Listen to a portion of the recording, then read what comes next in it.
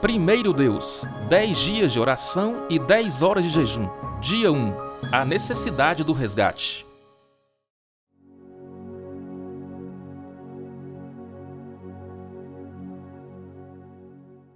A necessidade do resgate. Mas o Senhor Deus chamou o homem, perguntando: Onde está você? E ele respondeu: Ouvi teus passos no jardim e fiquei com medo, porque estava nu. Por isso me escondi. Gênesis 3, 9 e 10. Pois eu mesmo reconheço as minhas transgressões, e o meu pecado sempre me persegue. Contra ti, só contra ti, pequei e fiz o que tu reprovas. De modo que justa é a tua sentença e tens razão em condenar-me. Sei que sou pecador desde que nasci, sim, desde que me concebeu a minha mãe. Salmo 51, 3 a 5. Assim encontro esta lei que atua em mim. Quando quero fazer o bem, o mal está junto a mim. Pois no íntimo do meu ser tenho prazer na lei de Deus, mas vejo outra lei atuando nos membros do meu corpo, guerreando contra a lei da minha mente, tornando-me prisioneiro da lei do pecado que atua em meus membros. Miserável homem que sou, quem me libertará do corpo sujeito a esta morte? Romanos 7, 21 a 24. Pois o salário do pecado é a morte, mas o dom gratuito de Deus é a vida eterna em Cristo Jesus, nosso Senhor. Romanos 6, 23.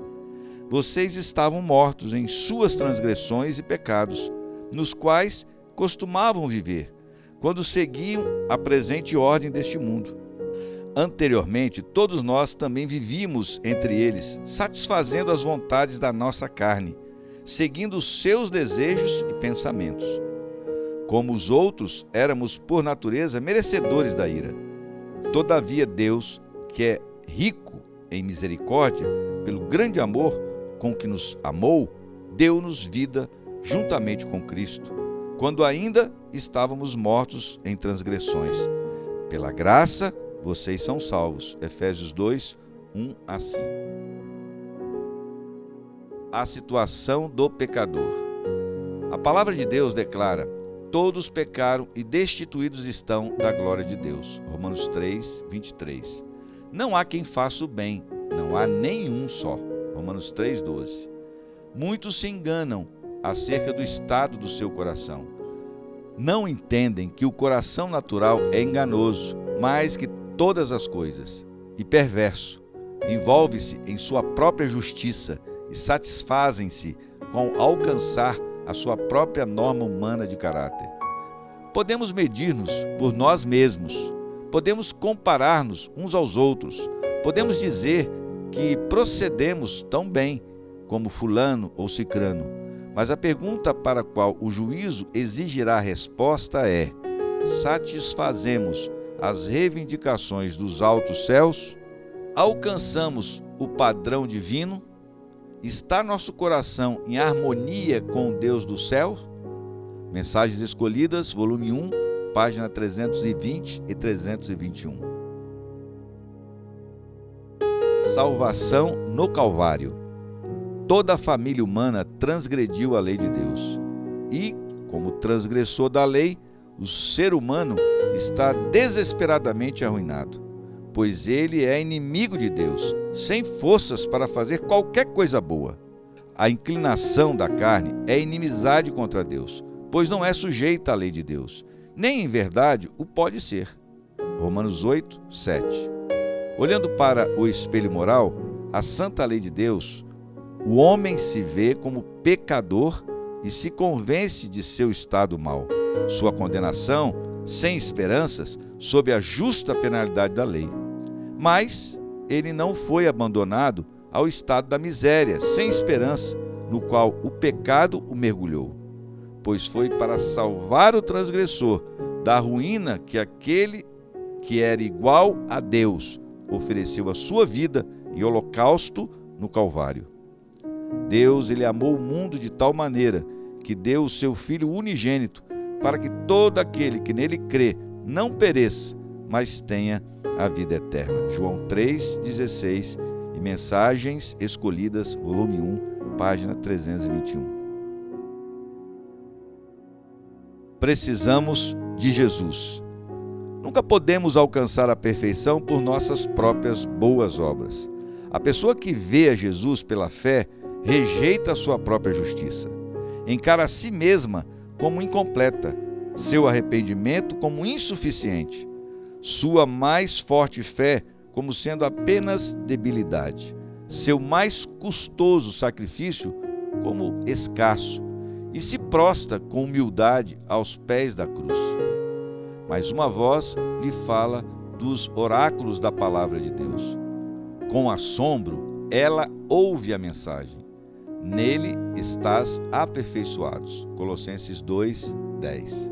Agora tudo está em paz nessa pessoa. Não precisa mais esforçar para encontrar algum merecimento em si mesma, alguma ação meritória para a qual alcance o favor de Deus. Colocando-se diante da transgredida lei de Deus, o pecador não pode purificar a si mesmo, mas crendo em Cristo, ele é objeto de seu amor infinito e revestido de sua justiça imaculada.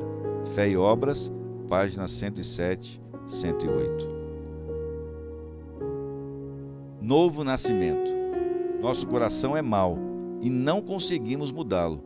Quem dá imundícia poderá tirar coisa pura? Ninguém. Jó 14:4. O pendor da carne é inimizade contra Deus. Romanos 8:7.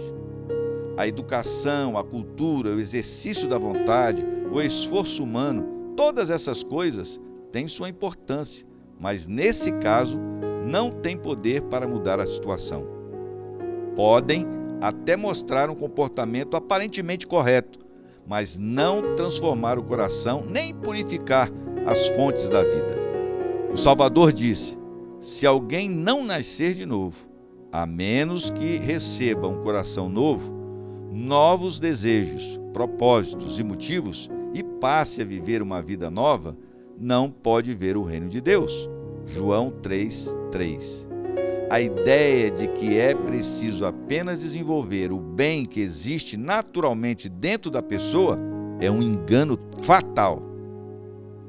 O homem natural não aceita as coisas do Espírito de Deus, porque eles são loucura, e não pode entendê-las, porque elas se discernem espiritualmente. 1 Coríntios 2:14. Não te admires de eu te dizer: importa-vos nascer de novo. João 3:7. Está escrito acerca de Cristo: a vida estava nele, e a vida era a luz dos homens. João 1:4.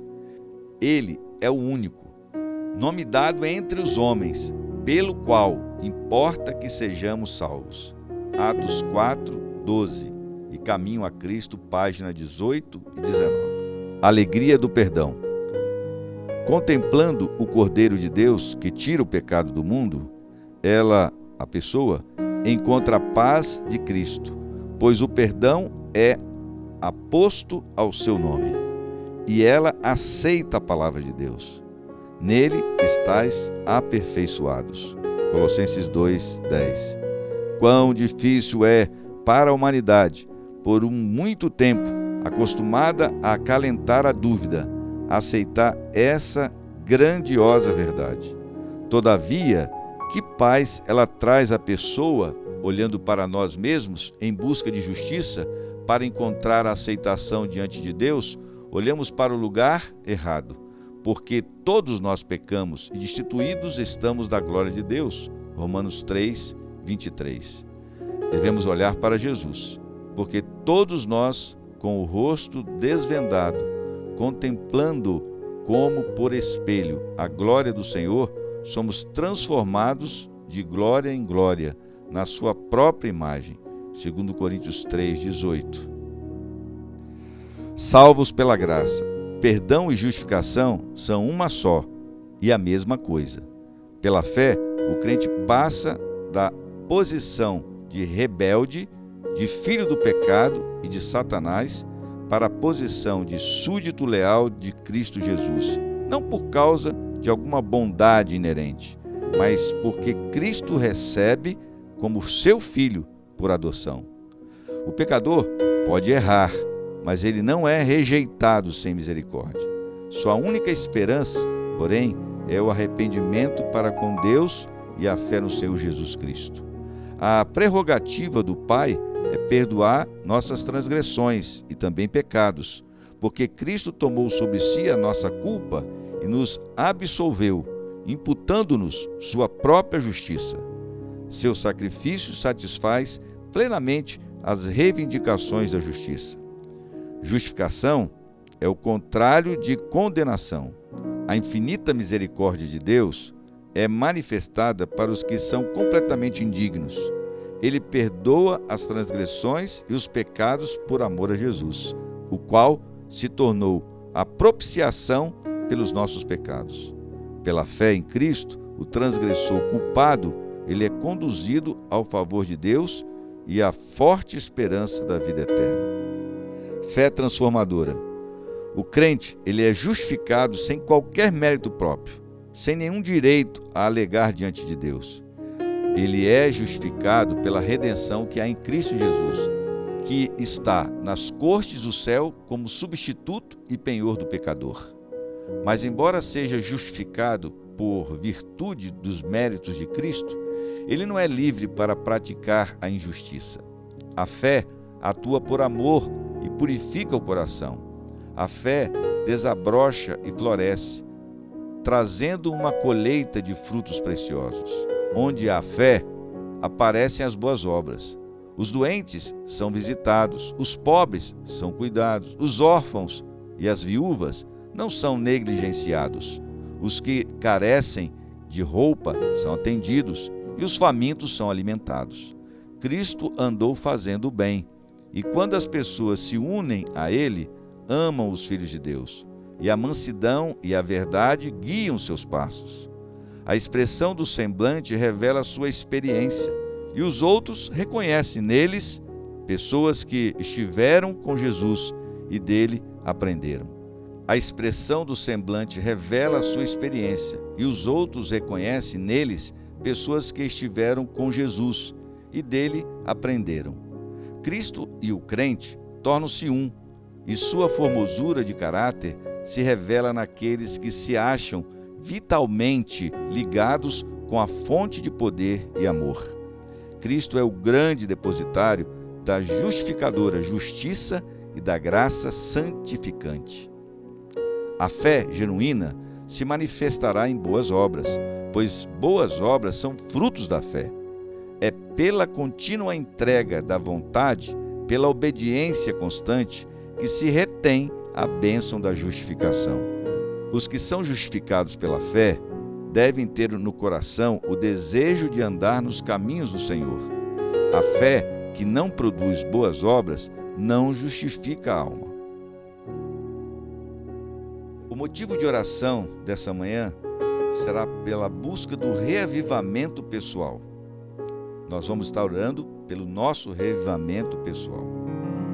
E a atitude missionária do dia de hoje é que você possa escolher 5 amigos que ainda não tomaram a decisão de entregar a vida a Cristo e um que está afastado da igreja, para que nós possamos orar e interceder por eles. Essa foi a leitura de hoje. Um bom dia para você e a sua família.